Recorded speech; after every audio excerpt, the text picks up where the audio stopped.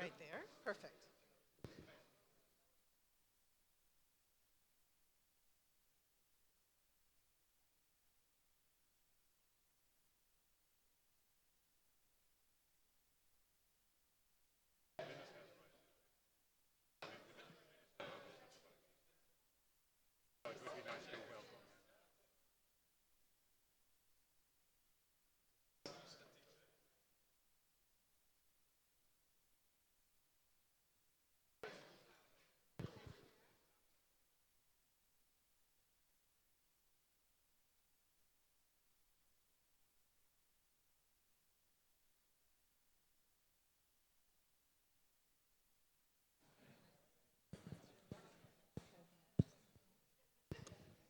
Welcome back, everyone. May I ask those who are still standing in the back to please take your seats, if you have one, so that we can commence with our nearly final session.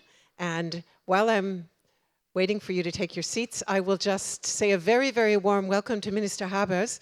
Thank you so much for joining us. It's wonderful that you can hear our final panel. I will introduce you properly a bit later on, Excellency, but it's excellent that you are with us. Thank you so much. So welcome back. I hope everyone had a refreshing break. I'm sorry we cut it down in size, but all the more you can look forward to our reception a little bit later on. We do move straight now into our second panel entitled Making Hydrogen Systems Work, Technology, Policy and Jurisdiction, exploring the prerequisites for establishing a hydrogen ecosystem at airports, which of course is something that we have touched upon several times during the day. Now we want to really take a deeper dive. And we're going to be asking, what are the key components of an effective hydrogen supply chain network for aviation? What technological gaps must be resolved? What legal and standards frameworks must be put into place? And how can the various stakeholders work both separately and together to turn airports into hydrogen hubs? Those are our questions. We have a great panel already in place, as you can see, and it is my pleasure to introduce them now. Over here to the left is Yanaël Billard. He is head of the Environment and Energy Department at the Groupe Aéro-Club de Paris, ADP, responsible for sustainability strategy at 28 different airports worldwide. And ADP has adopted a 2025 Pioneers strategy to build the foundation for a new airport model. Seated next to him, actually not next to him, I will introduce Wilma van Dijk, who is seated next to him. She was recently appointed director of the Rotterdam Den Haag Airport, RTHA, which is part of the Royal Schiphol Group. And she previously headed operations at Lelystad Airport and served as the Schiphol Group's Director of Safety, Security, and the Environment. Next to her is seated Dr. Laurent Joly. He is director of the Institute for Sustainable Aviation, leading a multidisciplinary team there. And he also serves as deputy head of research at ISAE Supero, which has been mentioned several times. And it has a particular focus on low emission aircraft design. Welcome to you. Next to him is Eric Delobel. He is the CTO and managing director of the hydrogen cluster at Vinci Airports and a member of Vinci Airports Executive Committee. Vinci develops, finances, and operates more than 50 airports in 11 countries. Great to have you with us. And finally, I'm very pleased to welcome Frédéric Medioni. He is Director of the Technical Service at the French Civil Aviation Authority, DGAC, which oversees not only the safety and security of air transport, but also its environmental impact. The authority works with key stakeholders and is also responsible for implementing state industrial policy in the air transport sector. So let us begin, first of all, with the longer-term implications for airports of what we've been talking about so far today, of a move toward truly sustainable aviation. Because clearly we're not talking about piecemeal changes here in, let's say, aircraft design, but sweeping transformation of the entire ecosystem. So I'd like to ask all of you to please share your visions, your respective visions for the future, and I'll begin over here with Yanaël Billard. ADP's 2025 Pioneer Strategy has quite a fascinating description of the future of the group's airports. So tell us about that, if you would, and then also who needs to do what to make it happen. Thanks for the introduction, and happy to be there. Thanks for the invitation. Thanks for quoting 2025 pioneers, but in the end, I must say our strategy and vision goes far beyond 2025 and at least 2060 or 2060. Why? Because, as you said, there is a major transformation occurring. Sustainable aviation fuel have been quoted several times, and hydrogen, of course, is a significant contributor to fighting climate change. This will have a very strong implication for aircraft design, of course, but also for airports. And it will significantly impact the way we can operate at airports. In case it's visible, I had a few slides that might maybe illustrate what I'm about to say. First, to make hydrogen a success story in airports, we need to turn into hydrogen hubs. This need we have to consider the full value chain up to the upstream. And one of the challenges is definitely making sure, collectively, we have a sufficient amount of low-carbon hydrogen, therefore low-carbon electricity. This is massive, has to be taken into account in any energy national roadmap. Secondly, in order for that to be successful, energy has to come at a low price, or at least reasonable price, else no airline will ever want to run on hydrogen. And finally, of course, we need regulation. This has been quoted several times previously, and we might discuss this in the roundtable, I think. Absolutely. We will come back to that. I'd like to jump over, if I may, to Eric Delobel. And Vinci, as I mentioned, invests globally. So perhaps you can tell us about your own vision and also about what's happening internationally in comparison to what we're doing here in Europe. Are we ahead? Are we behind? What would you say? Yeah. Good evening to everybody. I don't know whether it's working yet. It seems to work. And thank you very much for your invitation, and thank you very much for the questions. And at VINCI Airports, we are operating more than 50, actually, close to 70, and we've got indeed the global view, the international view. We can say that Europe and France wants to be at the forefront of hydrogen, but there is some countries on east and west part of the world which are already using hydrogen. First of all, and before giving you some example, I have to say that hydrogen is obviously part of our roadmap to decarbonize the mobility, and not only the airport and air mobility, but all the mobilities, because VINCI Airport is part of VINCI Concessions, and we are a leader in all kind of mobility. So this is not a question. This is absolutely a fact that hydrogen is part of a range of levers that will help everybody to decarbonize the mobility. We have been talking about SAF, but there is still, and today, some measures that has to be done to improve our operation on ground in the air, which is something that weighs quite a lot in the decarbonization of the mobility. And we have also to follow up on what manufacturers of aircraft are doing in terms of improvement of aircraft. What I mean is that hydrogen is key. It will wait something around 2025 for the decarbonization of the mobility, but we don't have to forget what we have to do right now. SAF, Sustainable Aviation Fuel, improving of our operation, and even to answer your question, even if Europe and France and Netherlands are the forefront, wants to be at the forefront of hydrogen, we have to note that, for example, in Japan, hydrogen is already used. We are operating 3 airports in Japan, in Kansai region, and we've got already 3 stations of hydrogen up and running, 2 landside and 1 airside. And the one we are operating in airside is serving hydrogen for more than 12 forklifts, which are used for the cargo activities.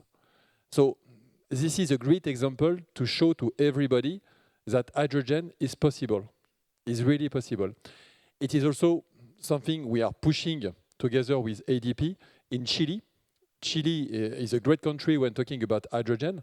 I believe you know that Chile wants to be number one in hydrogen worldwide.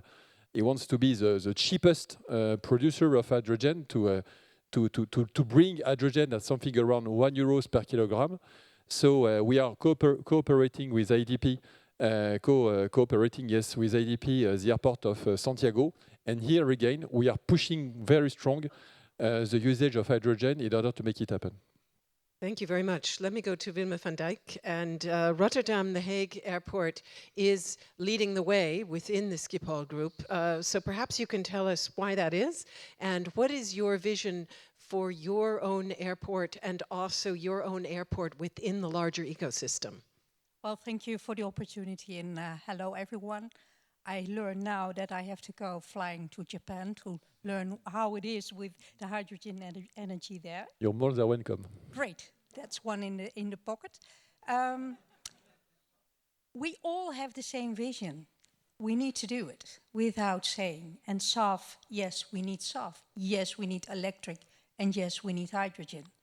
And yes, short distance, just take the train. Absolutely agree also on that.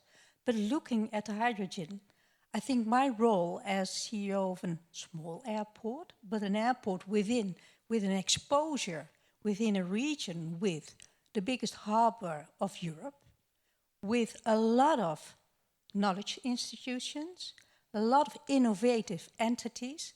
This is the combination to create a supply chain, so link as an airport all the entities who supply the hydrogen energy and combine them with the parties who have the demand. So this is how I see Rotterdam The Hague Airport as a playground where every entity is coming together.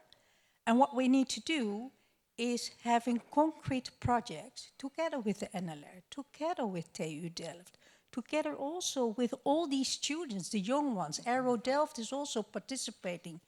And the biggest call we need to do, as we know in our country, as the minister also knows, our society is very critical.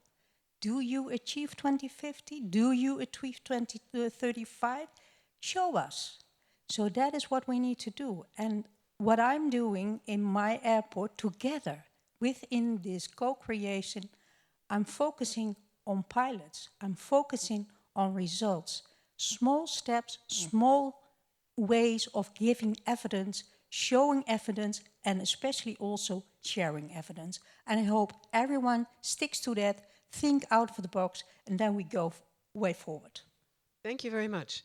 And over to Laurent Joly. We just heard Wilma van Dijk talking about the importance of cooperation also with science and academia. You are now getting that Institute for Sustainable Aviation off the ground, pun intended. So perhaps you can tell us from your vision as a researcher, as a scientist, how you think airports can and will change in future. Thank you, Melinda. Yes, this proposal we are making now is to close the gap between disciplines in science, in the science that everyone needs to try to make the right choices, to activate the right levels of actions in the right directions in a very complicated situation where everything is connected and where the future is uncertain. This is mainly the proposal. We are more or less assuming that the technological breakups are going to happen, that aerospace engineers who are quite good at training are going to solve those technological issues ahead. I mean, decarbonizing the flight itself with a large question, big question mark on the fuel suppliers. But we're assuming that those technical pushes are going to be made by the very engaged community. The ecosystem is really engaged in this direction with the urgency in mind. But what we want to do is to try to figure out in advance what is going to be the most efficient path between those paths we have ahead.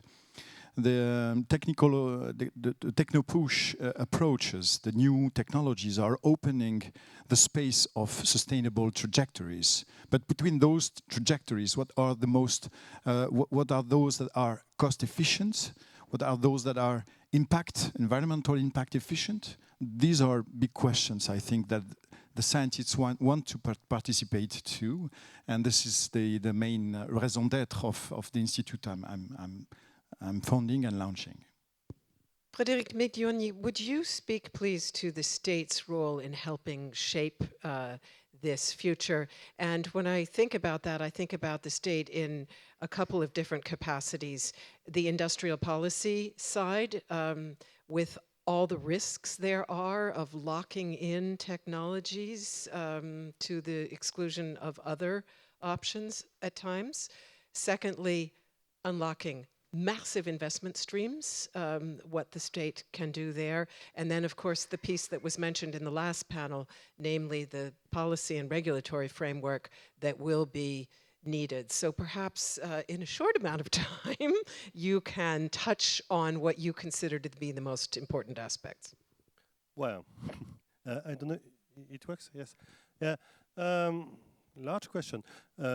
First, let me say that my part is just a small part of what you said.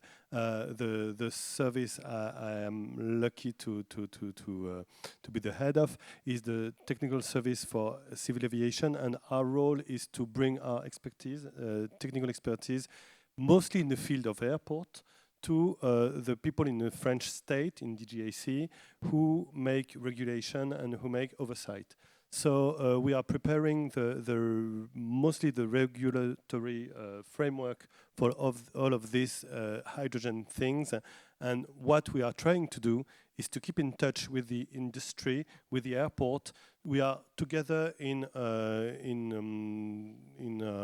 prospective projects such as the Green Airport, Olga with Aéroport de Paris. We are also with other partners in USIN, which is a project which is trying to bring hydrogen in the airport, but not first to the plane, but also to all the other vehicles, so that it can prepare the airport for hydrogen before the plane are coming. And what is really important is that each time we are with the industry, but on the preparing the regulation part of it, because we have a kind of luck with the hydrogen, is that it's not going to be tomorrow, it's going to be just the day after tomorrow. So it's really coming really fast, but we cannot allow ourselves on the regulatory side to be behind it. So we really need to work together, and this is what we are trying to do in STAC also. When it comes to financing the hydrogen part and the hydrogen aircraft, I think that the French state has a really powerful tool which is called CORAC, which is really helping addressing the financial or the research part with addressing the finance in the good directions. So it's not my part, but it's something I know a little, so I could maybe answer a few questions. And I think there were 3 parts in your question. I forgot the third one, but I've spoken too much anyway. So. And we will come back to the third one, which is, in fact, norms and standards. But let me just perhaps very briefly ask Eric Delobel to focus on one other part, because all of you have described the airport as part of a larger ecosystem. And I'd like to just ask you, if you would, to touch briefly on the links between airports, because I know that you are involved. I'll just go back to my notes that I have here. You are involved in a working group together with Auvergne-Rhône, Normandie, Aragon, and Groningen, as I understand it. So what kind of cooperation are you hoping to achieve within that kind of a network? How will that bring forward hydrogen-based air transport? Yes. Actually, the fact is that if we want to achieve and if we want to make hydrogen happen, we have to do it in a partnership approach. We cannot do alone. It is not possible. So we have to change or to adapt a very partnership approach. It is what we are doing within our airports, and I will come back on that. But it is also what we have to do on a more, I would say, a more global view at the European level. That's why, together with the regional pillar of Horizon Europe, so-called S3 Valley, we have been proposing to create a dedicated working group to airports with Groningen.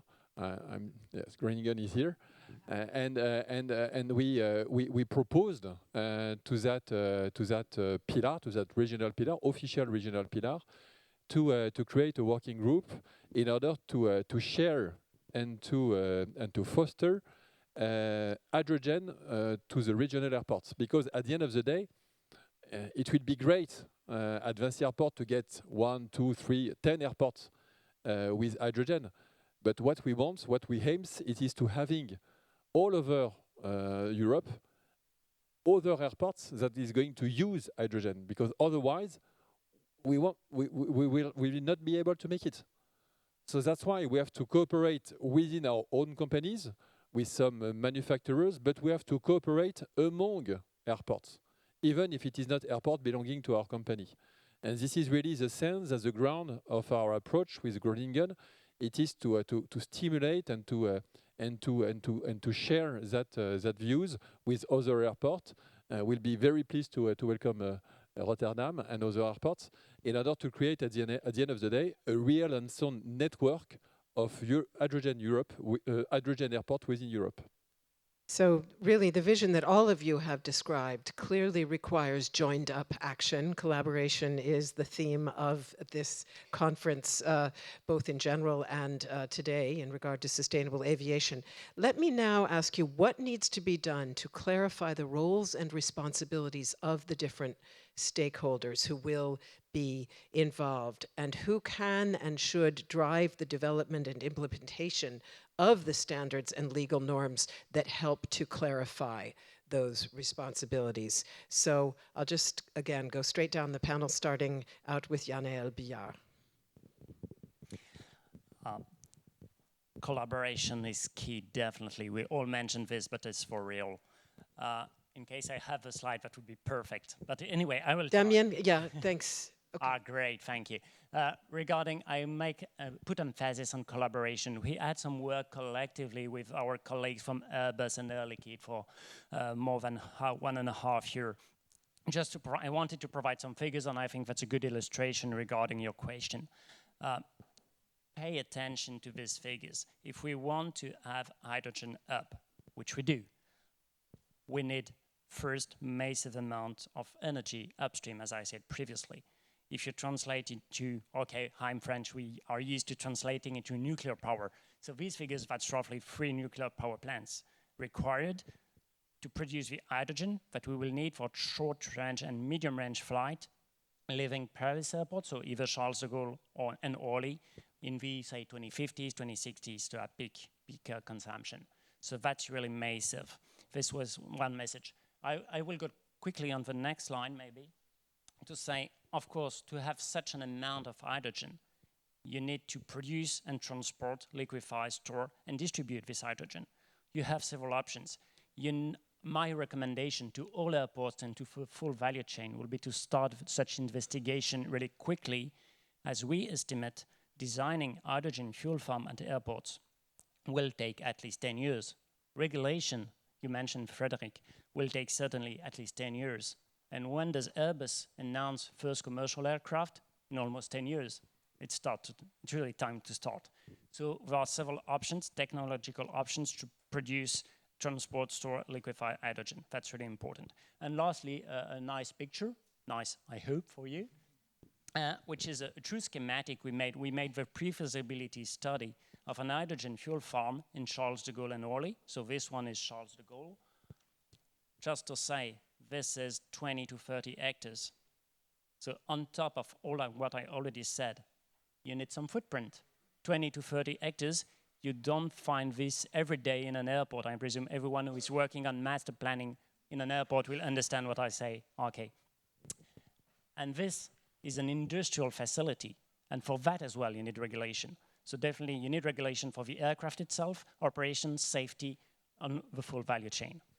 Are there, in this diagram or elsewhere, are there areas where you will not be able to move forward if you don't get standards for certification of particular aspects? We've mentioned this in the Junzi's presentation, among other things, talked about two things: the need for transparency, but of course, obviously, also the need for safety and for interoperability. So, are there gaps here where you would say we simply can't move forward because we don't have the standards? I will just quote a few of them. Refueling. How do you refuel an aircraft with something that is cryogenic? This has never been done at this scale. Only for rockets, but not for an aircraft. Everything has to be created. Secondly, firefighting. What are the rules for firefighters? This is something we are already investigating. Really, 10 years, it's not too long. We need to start now. Thank you. Wilma van Dijk, can I ask you just also to build on that, because you also talked about the airport as a hydrogen hub, as an energy hub. Where do we need to move especially fast when it comes to regulation and standards? To start with, I don't think I want to be an energy hub, because the energy hub, I'm facilitating a chain for passengers to get into the aircraft. So the energy hub, it's about a plant somewhere else nearby, for me in the Rotterdam harbor, and then have a safe supply chain to transport to the airport. Of course, I need to have a facilitation where I have something to storage the hydrogen engines in. That has to be safe, as kerosene has also to be safe. We do not have specific standards within the aviation regulation on how to deal with that, but we have examples. In the harbor, we have examples how they do it there.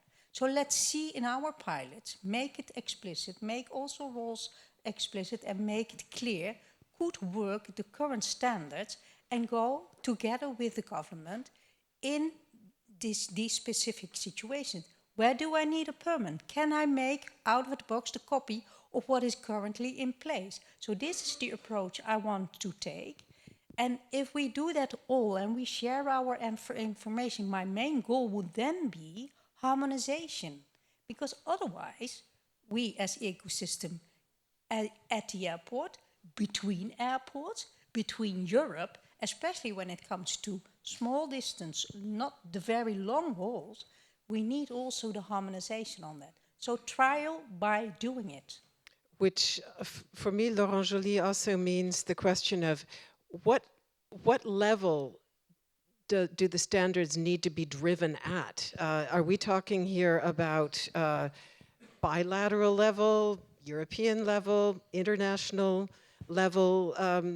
Who can really bring this forward, and is it happening?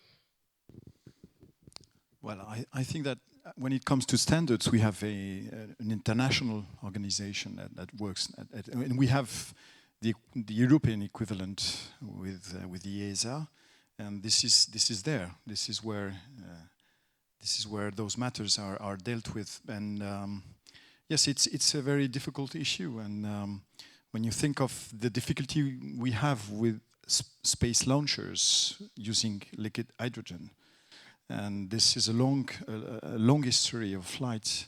I cannot resist in mentioning that yesterday 3 alumni from Supaéro were named astronauts, and I wanted to share the pride with you. One of them being a career, and the career astronaut is a woman. It's a 40 years old alumni of Supaéro. I'm very glad of that. You may have witnessed the difficulty they had to launch the Artemis launcher in the past weeks, and we have to do this daily on thousands of movements, of aircraft movements tomorrow. So of course standards are the key point to ensure safety and non-regression in safety standards. while switching from kerosene to SAF and H2 in particular. Yeah. I have a similar example that comes from another sector, 3D printing. 3D printing being used, of course, also for airplane parts. But a major producer, I won't say the name, but it's not from Europe, but that has parts that can't be certified and therefore can't be used. And that's been the case for years. How do we break through that kind of a barrier? More research, more preparation. Yeah, and the 3D printing is interesting because it is connected to the H2 use in tubings and casings and veins in the distribution network we need to build to deliver hydrogen at the consumption points. Yes, 3D printing is something that has some issues being gas tight to hydrogen, because hydrogen is a very, very small molecule that goes through very thin holes, and 3D printing is more and more used in aeronautic building and design and construction, and the compatibility between 3D printing and the H2 use is some key point from the technological point of view. So there is a connection between those two things you mentioned. Thank you so much. Eric Deslobel, we saw the ADP cooperative project just now, which involved Airbus and Air Liquide. You are also cooperating with the same two partners in a pilot project at the airport in Lyon, I believe it is, which is aimed at both ground and ultimately airborne hydrogen-powered transport.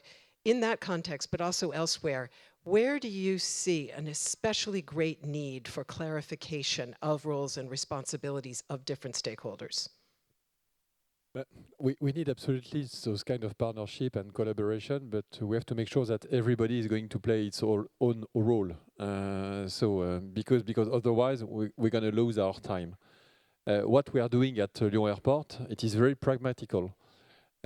We strongly believe that if we want to achieve our ultimate goal, which is to be able to use liquid hydrogen to serve the tanks of the new aircraft, we need to achieve preliminary steps.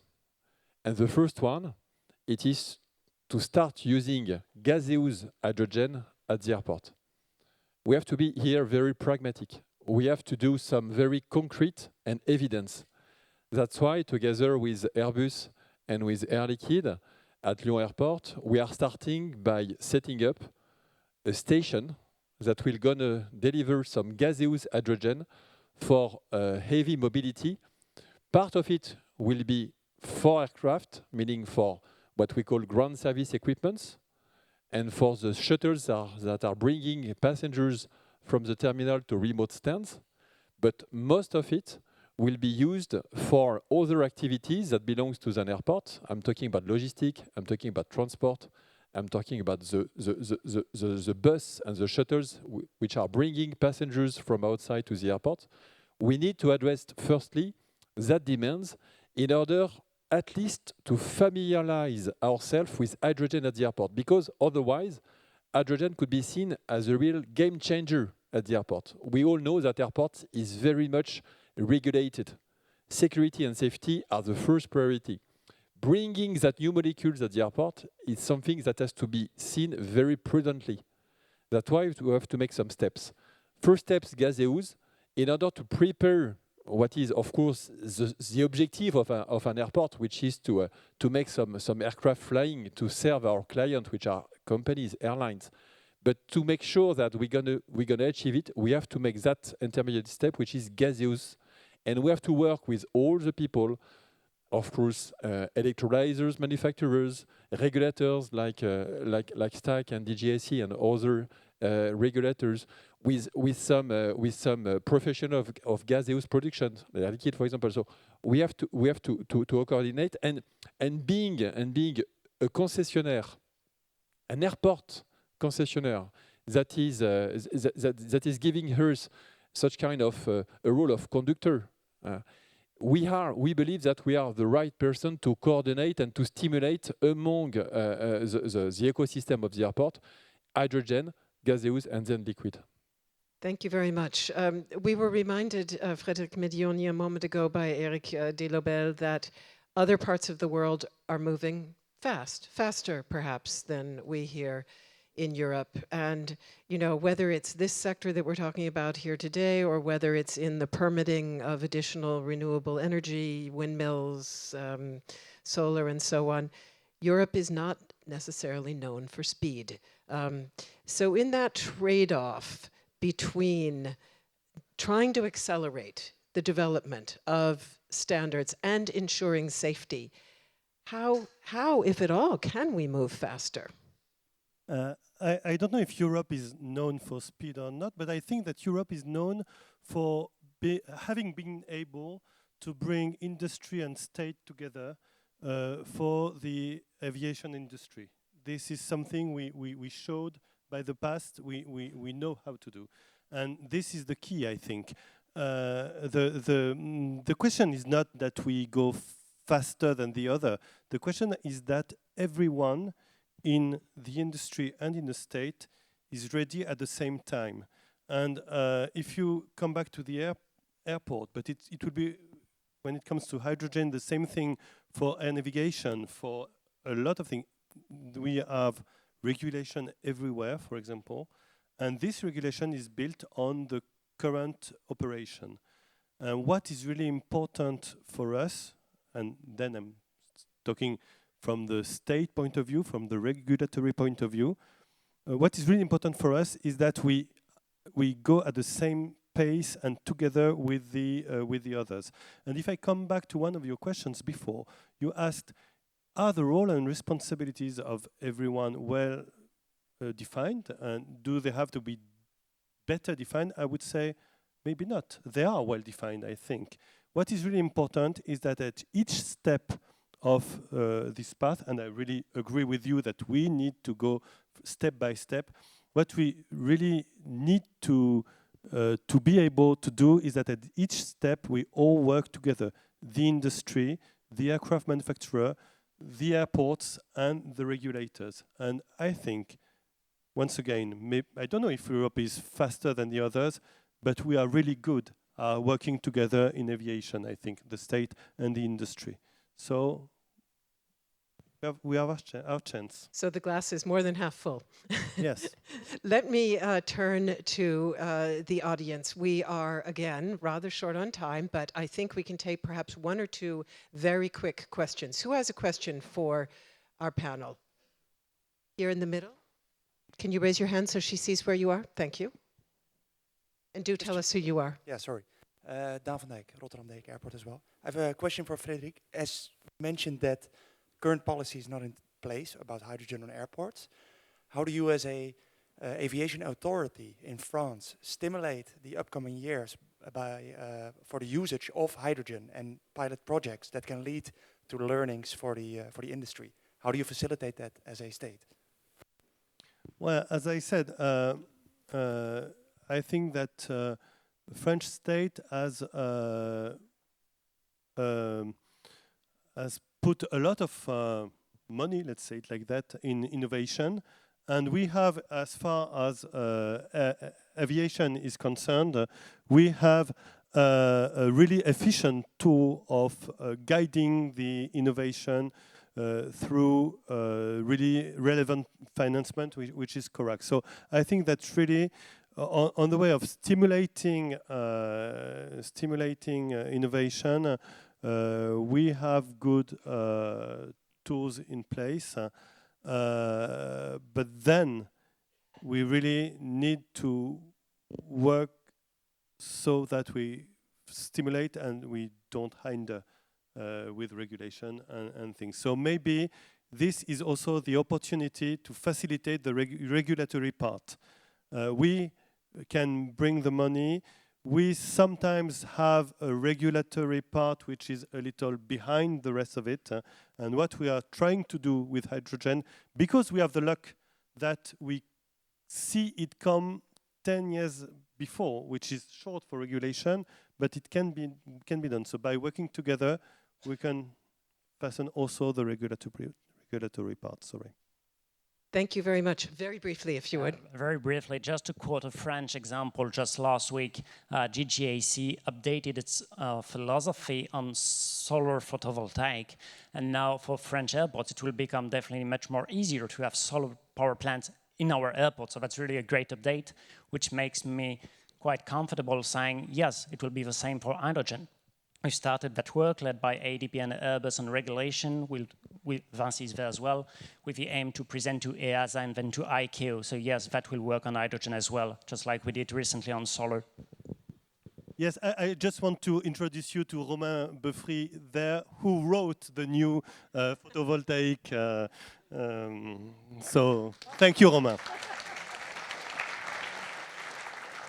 Thank you so much. And ladies and gentlemen, you can keep on clapping because I'm afraid we'll have to leave it there. Let's give our panel a warm round of applause. Thank you so much. Thank you. And I'll ask you to please take your seats because we are now going to wind up our day. So you may return to your seats. Dear panelists, thank you. Ladies and gentlemen, it has been a very intensive and a very inspirational afternoon. I think we've seen that aviation clearly... May I just ask you to direct your attention up here? Thank you. Thank you. I think we've seen that sustainable aviation absolutely is on takeoff, and that we are looking at a total transformation of the way that we think, not only about flying, but about airports. And it's also evident that multiple stakeholders have committed to very ambitious projects and goals and are moving together also in cooperation with one another. And that French-Dutch bilateral collaboration is absolutely part of the solution to some very big challenges.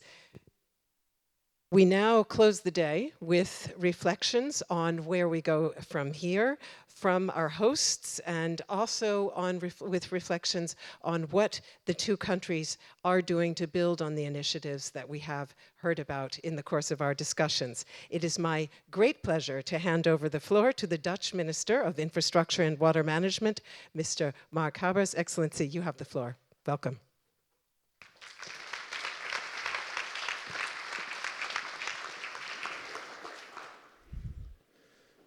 Monsieur le ministre, Mesdames et Messieurs, chers étudiants, c'est un honneur pour moi de pouvoir m'adresser à vous ici, au siège de l'Aéro-Club de France, le premier aéroclub national créé au monde. Au cours de cette journée, les échanges entre nos deux pays ont eu lieu en français et en anglais. Mais comme cela est plus facile pour moi, je vais continuer en anglais, la langue de communication internationale dans l'aviation. Within Europe, when relatively short distances are involved, train travel is often an excellent alternative to flying. And yes, that is also a statement I dare to make here. During the 2.5-hour train journey from Rotterdam to Paris, I had time to think about major aviation pioneers like Clément Ader, Louis Blériot, the Wright brothers, Anthony Fokker, and Charles Lindbergh. How would they approach the climate crisis the world is now facing? Their portraits are hanging here on the walls of the Aéro-Club de France. For many, they remain a significant source of inspiration. But unfortunately, we can't turn to them for answers. Luckily, there are new thinkers, dreamers and doers, now standing on the shoulders of these giants. We've seen some of them this afternoon during the impressive pitches by our young talents on electric flying and more efficient flight routes between the Netherlands and France. I hope to be able to discuss their ideas in more detail with them later. Aviators, we're at the dawn of a new era in aviation, zero-emission flights. an enormous and complicated challenge in both technical and organizational terms. A lot of research into sustainable energy carriers and aircraft design still needs to be done. But in March this year, France and the Netherlands agreed that sustainable aviation must be part of the climate transition. Although the path to fully zero-emission aviation is a long one, we can't afford to do nothing. And we won't, because the world is changing fast and the social pressure to adapt is significant. That's why this Erasmus-Descartes Conference is so important. It's a chance to discuss what we can do, how we can do it better and smarter, and what opportunities there are for pioneers. An event like this shows that France and the Netherlands are taking up on this enormous challenge together, each bringing their own expertise to the table, and that's something I'm very proud of. Last year, in 2021, Airbus and the Netherlands Aerospace Group signed a memorandum of understanding on this very subject, emphasizing our cooperation on the development of the very first zero-emission plane that Airbus is working on towards 2035. I'm very happy that our distinguished partners of Airbus are also present here this afternoon. But it's not just about aircraft. Airports also play a key role in our aviation system, and they too must become more sustainable. This means, for example, using electric vehicles for ground operations and being able to accommodate aircraft powered by other types of engine. Cooperation in the whole system and between airports is vital in this regard. When, for instance, hydrogen-powered aircraft come onto the market, airports must have the correct refueling infrastructure. So we must prepare for the future and remain flexible, since we don't know exactly what shape sustainable aviation will take. And it's not just about reducing carbon emissions, but about other emissions like ultra-fine particulates and nitrogen too. We must also organize our airspace more efficiently and create attractive alternatives for short-haul flights. To achieve our aim of fully zero-emission aviation, everyone must play their part. That means the aviation sector, science, government, business, and citizens. The panels discussed these ideas in detail this afternoon, and that's just the start. We must continue these conversations, but we must also need to accelerate the efforts, because 2050 is drawing ever closer, and we still have many climate goals to achieve. Our young talents have shown us how to do this, and I'd like to compliment them on this. Your bold approach, smart ideas, and innovative insight are both impressive and inspiring. And there's something that can really help the aviation sector, government, and the scientific community. I'm sure that everyone here today agrees with me that we need to build on your proposals and develop new policy recommendations that my counterpart Clément Beaune and I can use to accelerate the transition. Our National Growth Fund in the Netherlands will invest substantially in making aviation more sustainable, to stimulate innovation and the development of groundbreaking new technologies. My government has budgeted 383 million euros. But we, as individual countries, or even as the EU, can't make aviation sustainable on our own.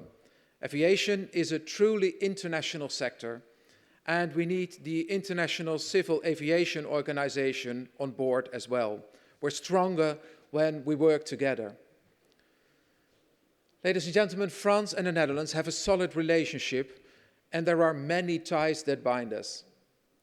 We want Air France-KLM to become the most sustainable airline in the world. So let's show real leadership. Leadership in the area of innovation, cooperation, efficiency, and knowledge sharing. And last but not least, let's work with our airports to achieve our goals. It's on us to build the future, and that future must be clean, quiet, and comfortable. I'm very pleased that we met today in this historic and inspiring location to talk about the future. Perhaps we should all take a moment during the cocktail to take a good look at the portraits of the pioneers hanging on the walls, to remind ourselves of what humanity can achieve. I wish you all a very pleasant evening full of inspiring conversations. Thank you very much. Merci.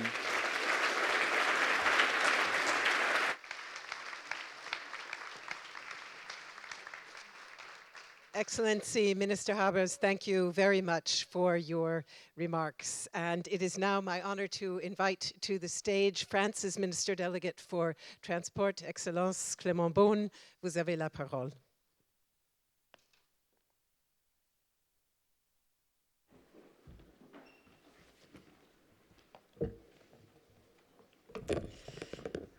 Merci beaucoup. Goedendag.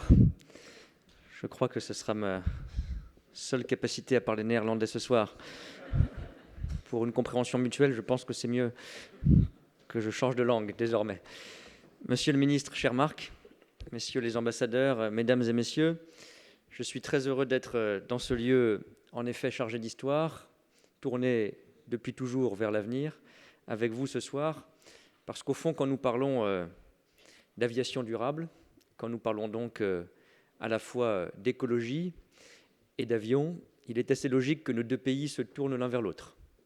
Parce que, cher Marc, depuis plusieurs années, la France et les Pays-Bas sont engagés au niveau européen dans un combat positif, commun, pour la plus grande ambition écologique. Et je crois que nous avons peu de partenaires en Europe, vous ne me citerez pas, avec lesquels nos convergences sont aussi grandes dans ce domaine. Nous avons, avec votre appui, notamment sous la présidence française de l'Union européenne, remporté d'immenses victoires pour l'avenir en matière de décarbonation, d'objectifs de neutralité carbone pour 2050 dans le secteur de l'aviation et bien au-delà. Et nous avons, depuis quelques semaines, porté ces combats ensemble au niveau international, j'y reviendrai. Et puis quand nous parlons d'avion, bien sûr, la coopération entre la France et les Pays-Bas est exemplaire. Disons-le avec franchise, nous avons parfois dû apprendre à travailler ensemble, mais pour avoir passé quelques mois dans une compagnie aéroportuaire chez Aéroports de Paris, je sais que nos liens dans ce domaine sont étroits entre nos aéroports parisiens et l'aéroport de Schiphol. Je sais aussi que l'alliance et le rapprochement entre nos compagnies aériennes historiques, entre Air France et KLM, le groupe Air France-KLM aujourd'hui, est une réussite, même si elle a nécessité des efforts de part et d'autre, des débats parfois, mais elle est aujourd'hui un exemple d'intégration, d'innovation, de succès européen et bilatéral que nous devons évidemment célébrer. Toutes ces raisons font qu'il est finalement assez naturel que nous retrouvions ce soir. Et je vous remercie, cher Marc, d'avoir accepté de faire le voyage, même en train, à Paris pour en parler. Je n'ai pas grand-chose à ajouter à ce que vous avez dit, mais je voulais partager quelques convictions. D'abord, si nous voulons garder ce chemin de l'avenir et affronter la crise climatique, nous avons, je crois, dans le domaine de l'aviation, mais c'est vrai dans d'autres secteurs, à combiner deux aspirations et deux ambitions. Celle de la régulation. Alors parfois, cela apparaît comme une contrainte, presque une punition. Je le dis et j'en suis convaincu, si cette régulation est pertinente, européenne et internationale, elle est indispensable pour le secteur et elle donne un cap qui est absolument nécessaire pour organiser la transition écologique. Je ne reviendrai pas sur tous les textes qui sont en discussion au niveau européen. Nous nous retrouverons dans quelques jours à Bruxelles. Mais je crois là aussi que non seulement nous avons fixé cet objectif de neutralité carbone en 2050, mais nous sommes en train de définir le cadre réglementaire et de normes nécessaires pour que cette transition écologique soit réussie. Et ça ne peut se faire qu'à l'échelle européenne. Vous avez pris l'exemple essentiel des carburants propres, des SAF, comme on dit dans la langue internationale. C'est aujourd'hui au niveau européen que nous aurons la première réglementation pour un marché de 500 millions de consommateurs et d'usagers potentiels de l'avion dans les toutes prochaines semaines. Je crois que c'est un résultat exemplaire. Et puis nous l'avons partagé il y a quelques semaines à Montréal auprès de l'Organisation de l'aviation civile internationale avec là aussi un succès qu'on doit célébrer encore davantage car il est européen. Nous avons promu, nos deux pays, avec tous nos partenaires de l'Union européenne, une ambition qui paraissait un peu folle il y a encore quelques semaines seulement, celle d'avoir plus de 180 pays qui ont adhéré à leur tour, sous l'impulsion de l'Europe, j'y insiste, à l'objectif de neutralité carbone en 2050. Ces objectifs, ces outils, beaucoup d'entre vous les connaissez, certains y sont pour beaucoup dans le succès que nous avons obtenu à Montréal ce mois d'octobre. C'est le LTAG, comme on dit, ou le CORSIA. Je ne développerai pas davantage d'acronymes ce soir, je promets, mais je crois qu'ils sont très importants parce que derrière ces termes techniques se cache notre ambition pour l'aviation. Une régulation adaptée et pertinente à la bonne échelle, et puis bien sûr, j'insiste puisque nous nous inscrivons avec humilité dans les pas de nombreux pionniers ici rassemblés, l'innovation. L'innovation reste la clé de cette transition écologique et de ce nouveau chapitre du secteur de l'aviation. Cela veut dire les carburants propres et les carburants durables. Cela veut dire améliorer nos moteurs, améliorer les trajectoires de nos avions.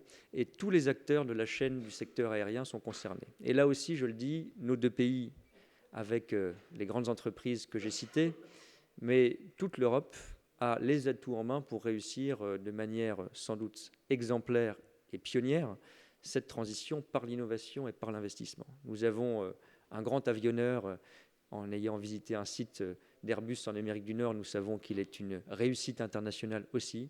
Nous avons de grands industriels, des moteurs par exemple, bien connus. Nous avons de grandes plateformes aéroportuaires et nous avons de grandes compagnies aériennes qui ont su se réformer et prendre, Air France-KLM en est l'exemple le plus abouti, le tournant des carburants propres beaucoup plus tôt que d'autres compagnies. Je crois que ce sera un investissement dans les années qui viennent et un avantage dans les décennies qui suivent.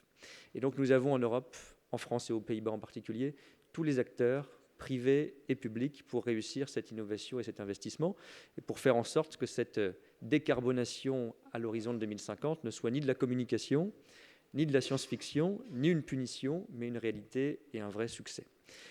Nous avons à avoir un sens de la responsabilité pour tenir ces objectifs. La responsabilité des autorités publiques pour définir les bonnes règles, les bons objectifs, je le disais, pour accompagner aussi sur le plan financier quand cela est nécessaire. Nous l'avons fait dans la crise, avec la Covid, dans la relance économique, et aujourd'hui pour les décennies à venir. En France, nous avons un outil et des aides que nous appelons le CORAC. Je sais que vous avez des systèmes équivalents aux Pays-Bas, comme nos voisins allemands et comme d'autres pays européens. Nous continuerons à accompagner l'industrie pour cette transformation.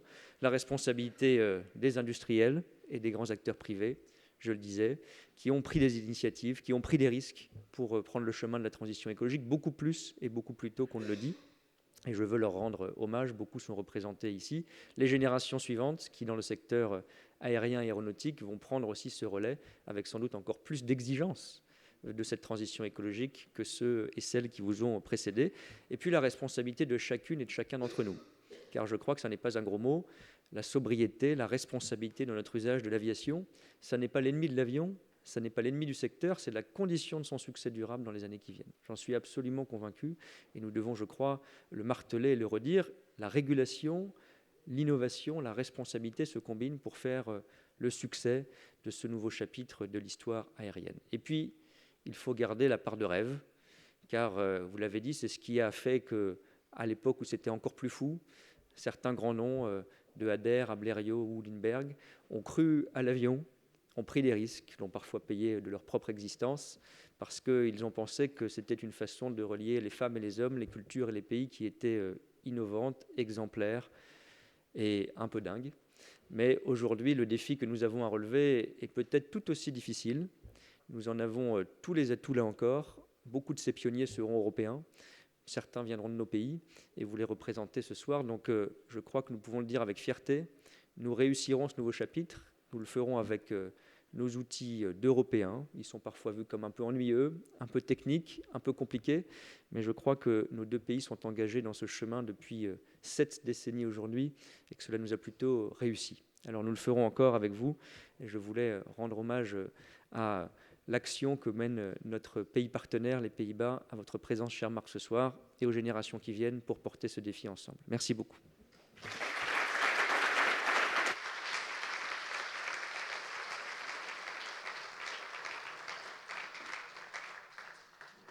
Merci beaucoup, dank u wel, and many, many thanks, not only for your remarks, but also to France and the Netherlands for making possible our discussions here today at Erasmus-Descartes 2022.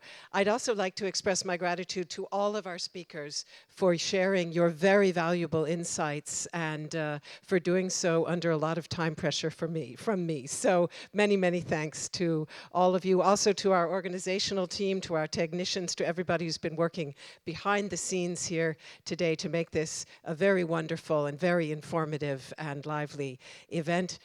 Finally, to the audience, thank you so much for your attention and your own contributions to our discussions, and also to our online audience who's been with us in the live stream. So glad that you could join us for these very valuable discussions. We saw that wonderful graph of all the different people joined up, collaborating to take us further and higher, and I think that's very much what we were able to do here today. And now, on behalf of our hosts, it is my great pleasure to invite everyone to the cocktail reception, which will take place here in the back of the room. Please enjoy it fully. And here's my last time reminder for the day. At 2030, this building needs to be shut down. So you can enjoy it thoroughly, but at 2030, we will be taking our leave. So, bonne soirée. Au revoir.